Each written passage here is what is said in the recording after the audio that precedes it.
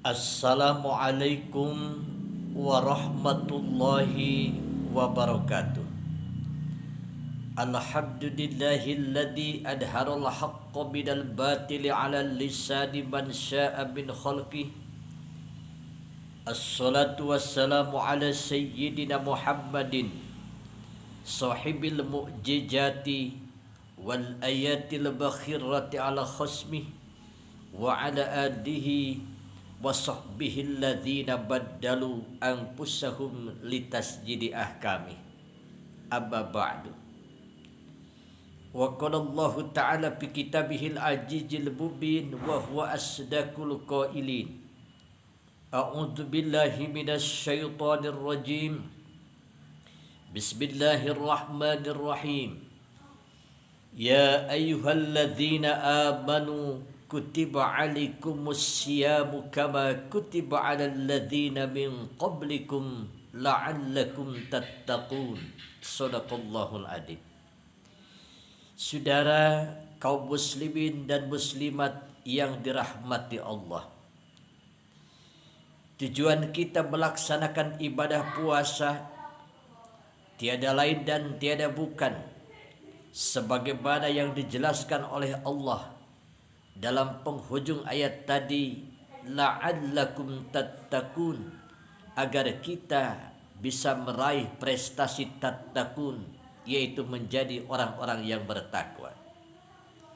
Saudara hadirin yang saya hormati, untuk meraih prestasi tattaqun itu tentunya kita harus melaksanakan ibadah puasa dengan sebaik-baiknya, yaitu bisa melaksanakan syarat dan rukunnya. Begitu pula kita bisa menghindari diri dari semua perkara yang bisa membatalkan terhadap ibadah puasa. Oleh karenanya saudara-saudara, dalam kesempatan yang berbahagia ini, izinkanlah saya untuk menyampaikan perkara-perkara yang akan membatalkan terhadap ibadah puasa kita ini. Di mana hal ini saya kutip dari kitab Fathul Qarib. Bismillahirrahmanirrahim. Walladzi yubtiru bihi shaimu asyaratu asya'a. Ada 10 perkara yang dapat membatalkan ibadah puasa. Mana yang 10 perkara itu? Yang pertama, ma wasala amdan ilal jawfi al-munfatihi. Masuknya benda dengan sengaja ke dalam tubuh melalui lubang terbuka. Masuknya benda sesuatu dengan sengaja ke dalam tubuh melalui luang terbuka. Mana luang terbuka itu? Bisa mulut, bisa hidung, begitu pula bisa telinga. Kalau ada sesuatu yang masuk ke dalam mulut, entah itu makanan atau minuman, kemudian lewat tenggorokan hingga masuk ke dalam perut, maka itu bisa membatalkan terhadap puasa kita. Begitu pula ada sesuatu yang masuk ke dalam hidung, entah sengaja kita memasukkan telunjuk kita ke dalam hidung, itu pun bisa membatalkan puasa. Begitu pula memasukkan sesuatu ke dalam telinga, entah itu dengan cairan pembersih telinga misalnya, maka itu pun bisa membatalkan terhadap puasa. Oleh karenanya hindari kita semua bermain-main dengan lubang yang terbuka, yaitu dengan mulut, hidung, dan telinga, sebab itu sangat rawan untuk membatalkan puasa kita. Yang kedua, ghairil munfatihi, yaitu masuknya benda ke dalam tubuh secara sengaja melalui lubang yang tertutup. Ya. Saudara, lubang tertutup pun itu bisa membatalkan puasa. Jadi kalau ada sesuatu benda yang dimasukkan ke dalam tubuh melalui lubang tertutup secara sengaja, itu bisa membatalkan puasa kita. Contohnya, kita memasukkan infus ke dalam tubuh kita, di mana fungsi infus itu tiada lain adalah sebagai pengganti dari makanan, maka itu bisa membatalkan terhadap puasa kita. Oleh karena saudara-saudara, hindari kita semua dimasuki sesuatu, baik melalui lubang terbuka maupun lubang tertutup, termasuk kita dimasuki infus atau suntikan, karena itu akan bisa membatalkan terhadap puasa kita. Saudara-saudara hadirin yang saya hormati, padahal Islam sangat memberikan kebebasan bagi orang yang sakit untuk tidak puasa. Silahkan jangan puasa. Islam meringankan bagi orang-orang yang sakit. Silahkan nanti puasanya dikodok saja setelah sembuh di luar bulan suci Ramadan. Yang ketiga, yang dapat membatalkan puasa adalah al-huknatu bi ahadis sabilaini. Memasukkan obat melalui dua jalan.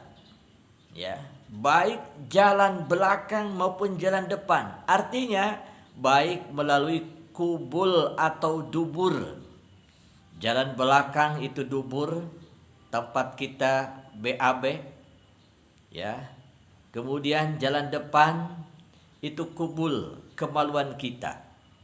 Kalau kita memasukkan obat ke salah satu jalan yang tadi, misalkan ke dubur, memasukkan obat bagi orang yang lagi sakit ambeien misalnya, maka itu bisa membatalkan kepada puasa kita. Begitu pula kita memasukkan sesuatu untuk pengobatan kepada kubul atau kemaluan kita, itu pun sama dapat membatalkan terhadap puasa kita.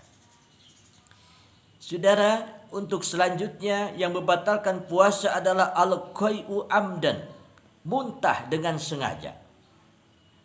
Muntah dengan sengaja yaitu untuk memuntahkan sesuatu dari perut kita lewat mulut, itu bisa membatalkan puasa.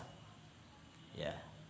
Begitu pula yang tidak disengaja muntahnya, kalau ada sisa muntah yang ada di mulut lantas kita telan, itu sekalipun tidak sengaja, maka sisa dari muntah yang ada di mulut ditelan oleh kita, itu bisa pula membatalkan puasa. Yang selanjutnya, yang kelima yang dapat membatalkan puasa adalah al-wat'u amdan fil farji. Melakukan hubungan seksual dengan sengaja pada kemaluan istri. Jadi hati-hati. Berhubungan suami istri atau bersetubuh di siang hari pada saat kita berpuasa dengan sengaja, itu akan membatalkan puasa. Dan saya ingatkan terutama kepada pengantin-pengantin baru, hati-hati jangan sampai kita melakukan hubungan suami istri di siang hari pada saat kita berpuasa, karena ini sanksinya itu sangat berat.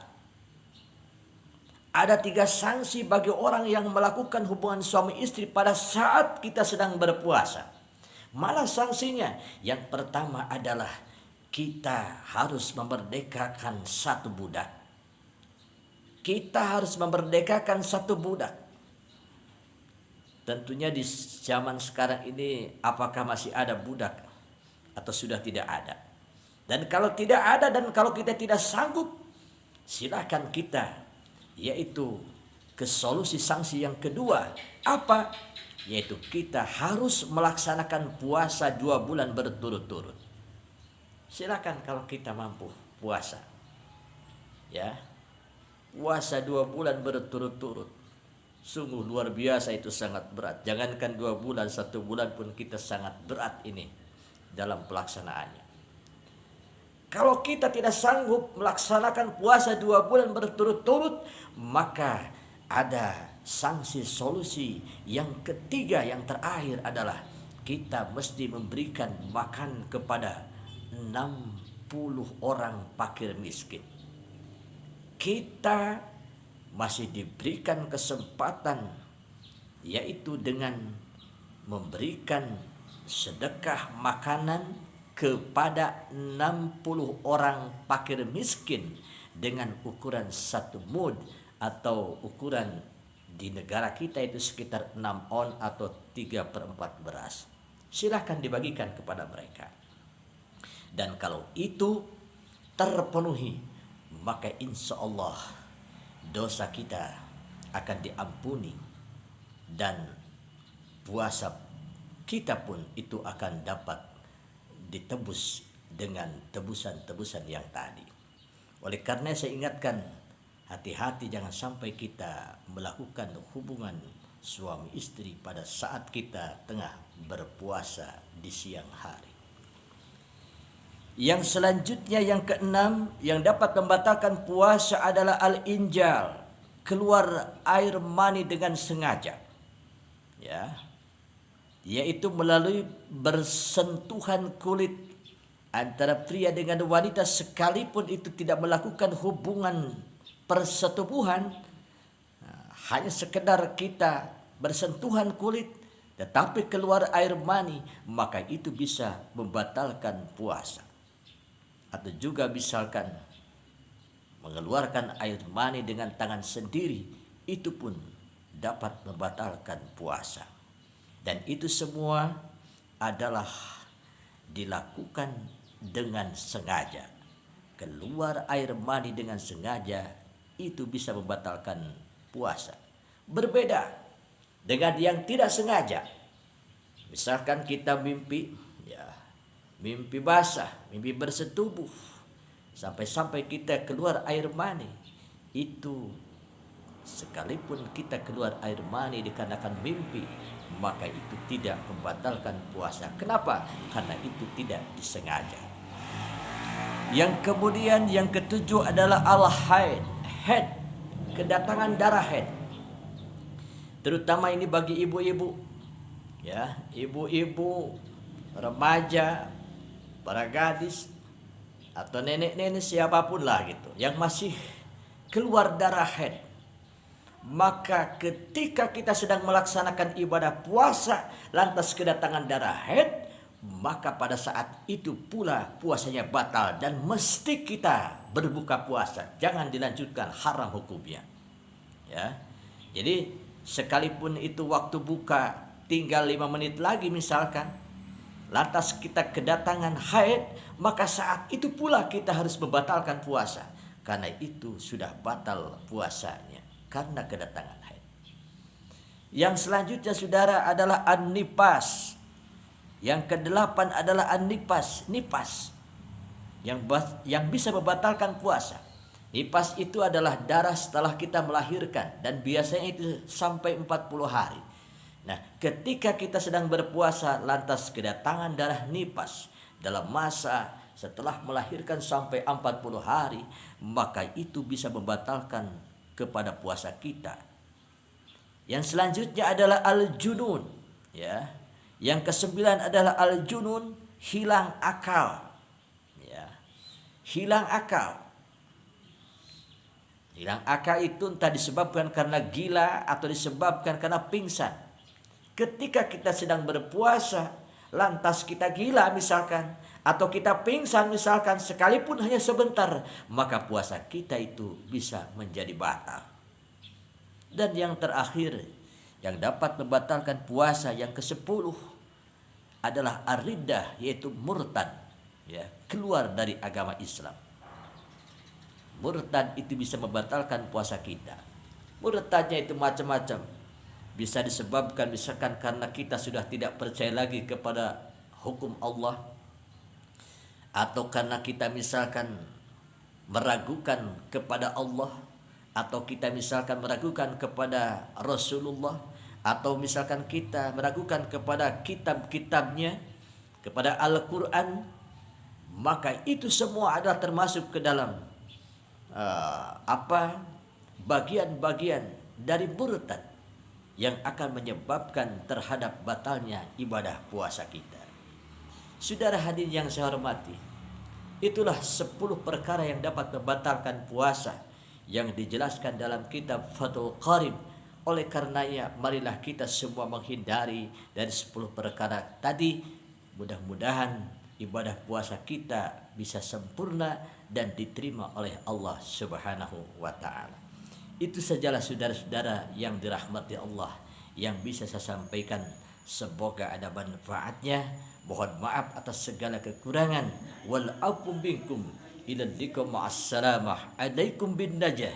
Gufranaka rabbana wa ilaikal masir. Billahi ridha wal inayah. Wassalamualaikum warahmatullahi wabarakatuh.